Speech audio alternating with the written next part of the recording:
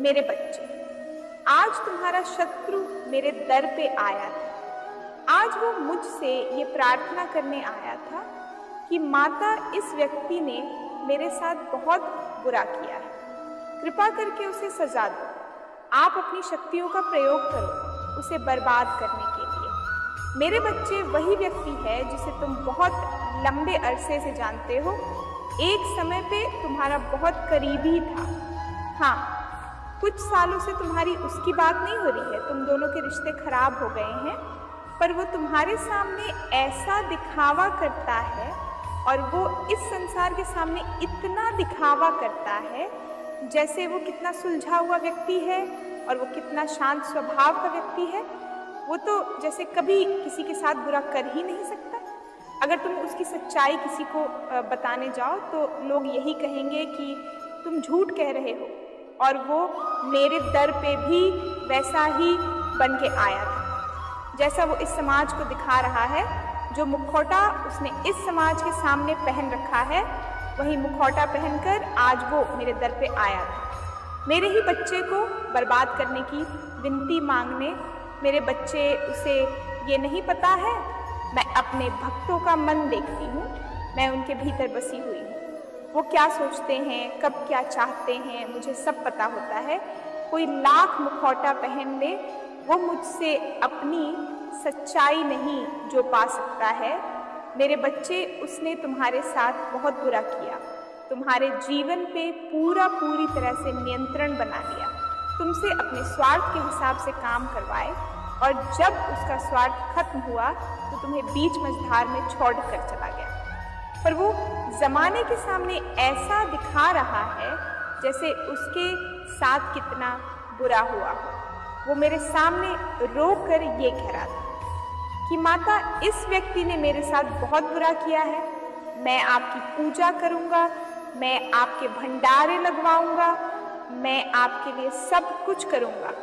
माता, आप बस उस व्यक्ति को दंड दे दो। पर मेरे बच्चे, वो ये भूल गया कि मेरा कोई भी भक्त अगर मुझसे किसी और की बर्बादी की कामना करता है तो मैं उसकी वो इच्छा कभी पूरी नहीं करूँगी।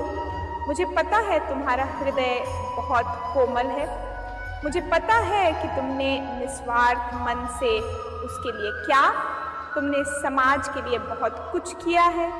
तो मैं ऐसा व्यक्ति हूँ कि तुम सबके लिए सब कुछ करना चाहते हो, उसकी प्रार्थनाओं से और उसके रचे हुए षड्यंत्र में मैं नहीं फंसने वाली हूँ। वो लाख मेरी पूजा कर लें, कोई भी व्यक्ति मेरी लाख पूजा कर लें, मेरे बच्चे, अगर उसका मन साफ नहीं है, अगर उसकी पूजा में मेरे प्रति भावना सच्ची नहीं है, वो मुझे अपनी माता मान के नहीं बल्कि मुझे एक दिव्य शक्ति मान के मुझे जागृत करना चाहता है, तो वो मेरे तप को सहन नहीं कर पाएगा। वो मेरे दिव्य शक्ति के प्रकाश प्रभाव को सहन नहीं कर पाएगा। मेरे बच्चे, अगर उसके प्रेम में छल है, अगर वो मुझसे किसी और का बुरा करने के लिए प्रेम कर रहा है, तो उसे सफलता कभी नहीं मिलेगी, ना ही उसे मैं कभी मिलूंगी। यही फर्क है तुम में और उसमें। तुम मुझसे प्रेम इसलिए नहीं करते हो क्योंकि तुम्हें मुझसे कुछ चाहिए। तुम्हारी तो आंखों में आंसू आ जाते हैं मेरा नाम सुनकर, मुझे देखकर। तुम अपने दिल की हर दुख दर्द को मुझे ऐसे बताते हो जैसे एक बच्चा अपनी माँ को रोके बताता है। इसलिए मैं तुम्हारी भावनाओं को सुनती हूँ, इसलिए तुम्हारी हर प्रार्थना को सुनती हूँ मैं, और इसलिए मैं तुम्हें समाज की हर सुख समृद्धि देना चाहती हूँ।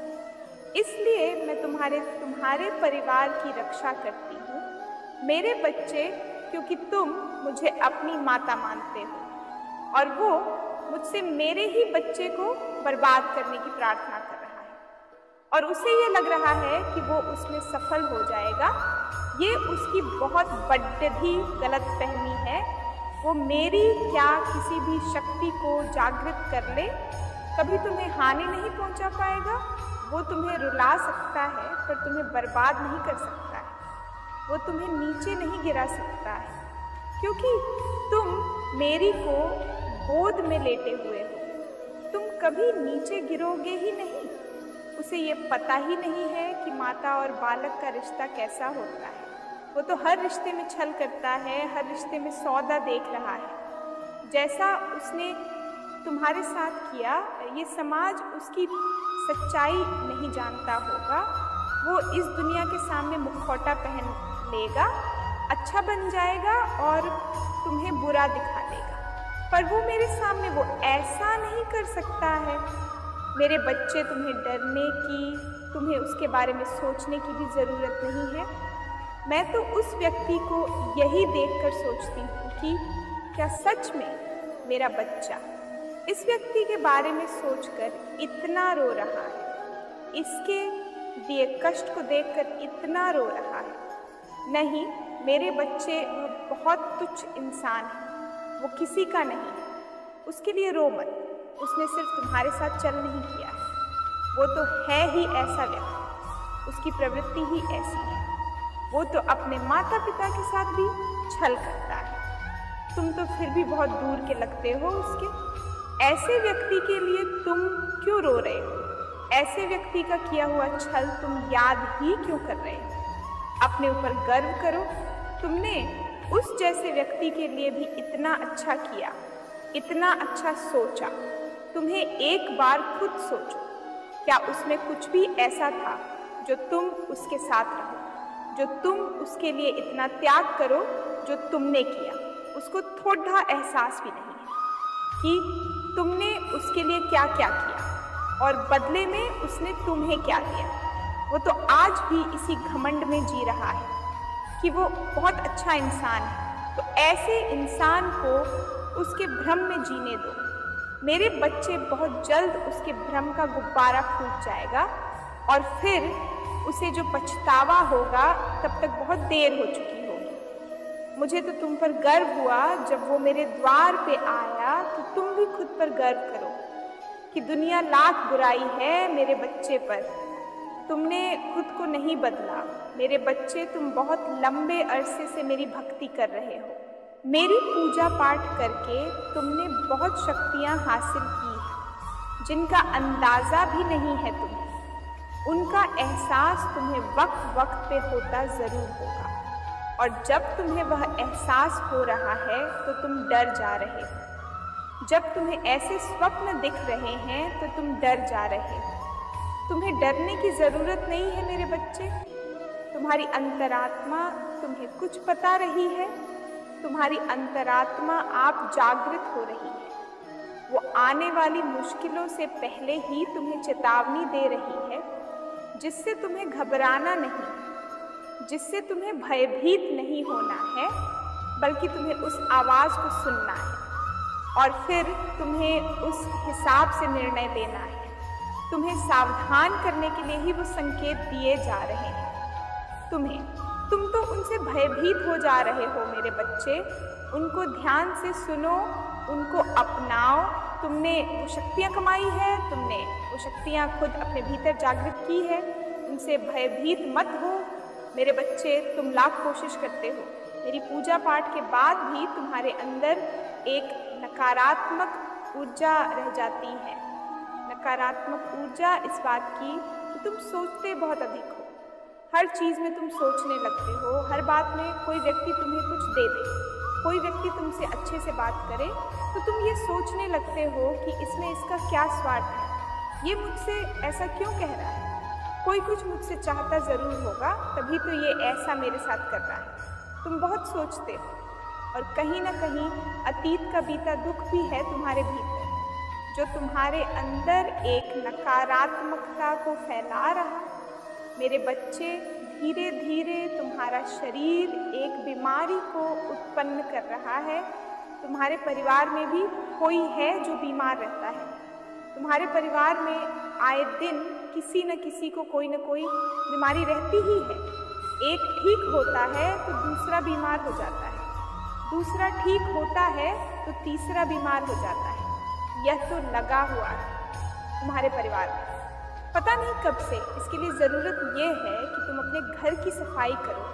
तुम्हारे घर के किसी कोने में कुछ ऐसी वस्तुएं रखी गई हैं जिनका कोई उपयोग नहीं। उनको साफ कर उनको किसी कबाड़ी वाले को या किसी को दे दो या कहीं दान कर दो या अपने घर से बाहर निकाल दो। ऐसी किसी भी चीज़ को अपने घर में मत रखो जो तुम्हें लग रहा है कि ये वर्षों से पड़ी दी हुई हैं और इनका कोई उपयोग नहीं है।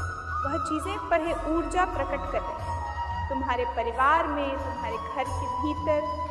उन चीज़ों को अभी साफ करके निकाल दो। या फिर तो कोई ऐसा वस्तु जिसका तुमने बहुत लंबे समय से प्रयोग नहीं किया है, उसको बाहर निकाल कर उसकी साफ सफाई कर उसका प्रयोग करना शुरू कर दो। अपने घर के कोनों में कोई भी कूड़ा कबाड़ मत रखो मेरे बच्चे। उनको साफ करके वहाँ पे शुभ चिन्ह बनाओ जिनको तुम रोज देखो। सिर्फ उन चिन्हों को देखने से ही तुम्हारे भीतर इतनी सकारात्मक ऊर्जा आएगी। उन सब चिन्हों को देखने से ही तुम्हें एक अलग प्रकार की वाइब्रेशन मिलेगी। ये करना शुरू कर दो, क्योंकि तुम अपने घर में ही नकारात्मकता को पालते जा रहे हो। वो वस्तुएं तुम्हारे घर में बीमारियों को खींच रही है, तुम्हारे घर में क्लेश को खींच रही है। आए दिन लड़ाई झगड़ा हो रहा है तुम्हारे घर में, वह बेकार पड़ी की वस्तुओं में। तुम्हारे घर में एक नकारात्मक एनर्जी को प्रकट कर रही है जो तुम लोगों को सुकून से जीने नहीं दे रही है, ना सुकून से खाने पीने दे रही है। अपने घर की सफाई करो और जो चीज़ें बेकार हैं, जो चीज़ें तुम्हें लगती हैं तुमने कभी ली ही नहीं है, उन चीज़ों को बाहर निकाल कर फेंक दो और जो तुम्हें लगता है कि तुम्हारे काम की है उनको प्रयोग में लाओ। देखना, उस साफ सफाई के बाद, उन चीज़ों को बाहर निकालने के बाद कुछ दिनों के भीतर ही तुम्हारे घर में सुख शांति जरूर आएगी और लक्ष्मी तुम्हारे घर में जरूर आएंगी मेरे बच्चे। ओम नमः शिवाय। मेरे प्यारे बच्चे, इसमें कोई संदेह नहीं है कि तुम अत्यंत बुद्धिमान और चतुर हो, परंतु अपनी चतुराई, अपनी बुद्धिमत्ता तुम्हें कहाँ प्रकट करना है, इसका तुम्हें तनिक भी ज्ञान नहीं है। मेरे बच्चे, तुमसे बहुत बड़ी भूल हो रही है। बाहरी लोग जो तुम्हें बर्बाद करने पर तुले हैं, तुम उनसे बहुत ही विनम्र भाव से मिल रहे हो और अपने परिवार पर अनावश्यक क्रोध कर रहे हो, विशेषकर अपने माता पिता से। मेरे बच्चे, तुम्हारे माता पिता तुम्हारे लिए ईश्वर तुल्य है। वह तुम्हारे लिए जो भी करते हैं उसमें तुम्हारा ही हित छुपा होता है। हो सकता है जो चीज़ तुम्हें प्रिय हो वह उन्हें अप्रिय लगे। ऐसा भी हो सकता है कि जो तुम सोचते हो, जो तुम पाना चाहते हो, वही सही हो, परंतु इसके लिए अपने माता पिता या अन्य परिवार पर क्रोध करना मर्यादा का उल्लंघन है। मेरे बच्चे, इस पर विश्वास है तो हाँ लिखकर इस संदेश को अब भी लाइक कर दीजिए। मेरे बच्चे, ना जानती हूँ कभी कभी तुम्हारे माता पिता तुम्हारे प्रति अत्यंत कठोर व्यवहार करते हैं, तुम्हारे हर कार्य का परीक्षण करते हैं और उसमें कोई ना कोई त्रुटि अवश्य निकालते हैं, परंतु वह अपने अनुभव के आधार पर तुम्हें गलती करने से रोकते हैं। मेरे बच्चे, माता पिता की कठोरता भी सम्माननीय है, क्योंकि माता पिता गुरु की भांति तुम्हारे जीवन को सार्थक बनाने के लिए तुम्हें धर्म, कर्म, ज्ञान और ध्यान का पाठ पढ़ाते हैं। तुम सौभाग्यशाली हो कि तुम्हारे पास माता पिता हैं। मेरे बच्चे, तुम्हारे लिए यह स्वीकार करना मुश्किल है कि तुम में अपने ज्ञान का अहंकार पनप रहा है, किंतु यदि स्वीकार कर लो तो जीवन सरल हो जाएगा, क्योंकि मेरे बच्चे, अहंकार का आवरण व्यक्ति में सत्य को समझने बूझने की क्षमता को क्षीण कर देता है और विनाश की ओर धकेल देता है। मेरे बच्चे, भविष्य में तुम्हें किसी बड़ी विपत्ति का सामना ना करना पड़ डटे, इसलिए मैं तुम्हें सचेत कर रही हूँ। मेरे बच्चे, अपनी माता रानी को मानते हो तो I love you. Mata Rani लिखकर इस चैनल को सब्सक्राइब कर दीजिए। मेरे बच्चे, कहाँ सहना है, कहाँ कहना है इस बात का विशेष ध्यान दो। मेरे बच्चे, तुम्हारे जीवन में कई लोग ऐसे हैं जो तुम्हें आगे बढ़ने से रोक रहे हैं। जब भी तुम कुछ नया करने की सोच रहे हो तो वह तुम्हारे मार्ग में अवरोध उत्पन्न कर रहे हैं। तुम उनसे भली भांति परिचित हो, परंतु फिर भी तुम अनदेखा कर रहे हो, जबकि उनकी हर क्रिया का उत्तर देने में तुम समर्थ हो। मेरे बच्चे, बाहरी लोगों से तुम्हारा यह व्यवहार सर्वथा उचित है। किसी से शत्रुता पालना कहीं से भी तुम्हारे लिए हितकारी नहीं है, परंतु यही व्यवहार तुम्हें अपने माता पिता या परिवार के सदस्यों के साथ भी करना है। मेरे बच्चे, जब तुम्हारे किसी कार्य में तुम्हें असफलता मिलती है तो तुम मानसिक तनाव लेते हो। तनाव से क्रोध उत्पन्न होता है और क्रोध से बुद्धि का विनाश होता है। तुम अपनी असफलता का दोषी अपनों को ही समझते हो, परंतु दोष तुम्हारे भीतर है। तुम्हारे मन में स्थिरता नहीं है, तुम्हारे कार्यों में निरंतरता नहीं है। तुम अपने कार्य को समय पर नहीं करते, बस योजनाएं बनाते हो। तुम्हारा मन अनेक चीजों पर भागता है। मेरे बच्चे, मन को एकाग्र कर दृढ़ निश्चय के साथ जब कोई अपने कार्य में संलग्न हो जाता है तो सफलता अवश्य प्राप्त होती है। मेरे बच्चे, अपने संदेश के माध्यम से मैं तुम्हें यह कहना चाहती हूँ कि मर्यादा का पालन करना अनिवार्य है। दूसरों के अलावा अपने दुर्गुणों को देखो और उसमें सुधार करो। माता पिता का स्थान सबसे ऊंचा है, उनका सम्मान करो, सब मंगलमय होगा। मेरे बच्चे, 888 लिख कर इस संदेश को शेयर कर दीजिए।